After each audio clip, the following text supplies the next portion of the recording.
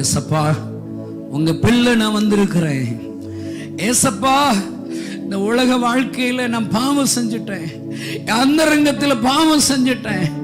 எப்ப பார்த்தாலும் என்ன உருவ குத்தி கொண்டே இருக்கிறது அந்த பாவம்.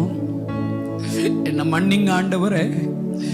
இப்படிப்பட்ட ஒத்துக்கொள்கிற அந்த பாவ அறிக்கைகள் உன் வாழ்க்கை மாற்றுகிற ஒரு ஜெபம் தான் இந்த நாள் ஜெபம். இது யாருக்கும் தெரியாது. அருமையான சகோதரி, அருமையான சகோதரி, இன்றைக்கு ஆண்டவர் உன்னோடு கூட பேசுகிறார். உனக்கு தெரிந்த அந்த அந்தரங்கம் உன்னை தவிர உலக மனிதர்களுக்கு யாருக்கும் தெரியாது.